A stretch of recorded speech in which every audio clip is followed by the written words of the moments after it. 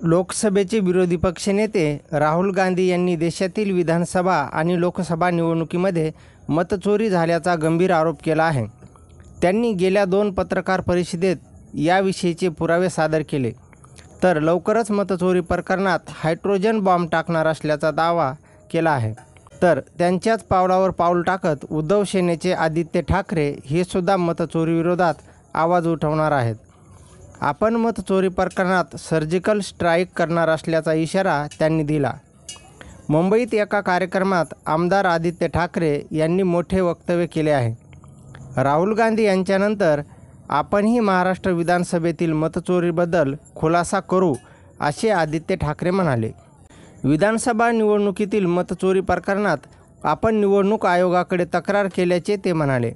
आम्ही गेल्या निवडणुकीत मतदारांची अचानक वाढलेली संख्या, मतदार यादीतून गायब झालेले मतदार, मतदान केंद्रावरील अव्यवस्थेविषयी तक्रार केल्याची माहिती त्यांनी दिली.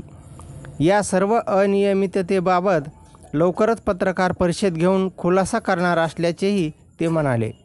तर मतचोरी प्रकरणात आदित्य ठाकरे केव्हा खुलासा करणार याची उत्सुकता लागली आहे. ते कधी मतचोरीविषयीचा खुलासा करणार याविषयी त्यांना विचारण्यात आले तेव्हा मतचोरीवर सर्जिकल स्ट्राईक होणार आहे, पण सध्या ती कधी करणार याचा त्यांनी खुलासा केला नाही. त्यांनी मुंबई महापालिकेच्या निवडणुकीविषयी सुद्धा मत व्यक्त केले आहे.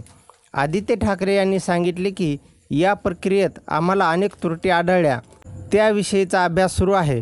लवकरच मतचोरीचा खुलासा करणार असल्याचे ते म्हणाले. जनतेच्या दरबारात आमची बाजू मांडणार असल्याचीही माहिती त्यांनी दिली. राहुल गांधी हे बिहार निवडणुकीपूर्वी हायड्रोजन बॉम्ब टाकण्याची शक्यता आहे.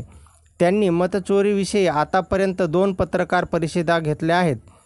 त्यात त्यांनी कर्नाटकमधील काही मतदारसंघात मतचोरी झाल्याचा आरोप केला आहे. त्याविषयीचे खुलासेच नाही तर पुरावे पण त्यांनी सादर केले.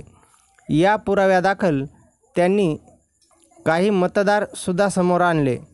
त्यांनी तक्रार केली नसतानाच शेजारच्या व्यक्तीचे नाव यादीतून वगळल्याचे त्यांनी समोर आणले होते. तर केंद्रीय निवडणूक आयोग आणि केंद्रीय निवडणूक आयुक्त यांच्या भूमिकेवरही त्यांनी प्रश्नचिन्ह उपस्थित केले आहे.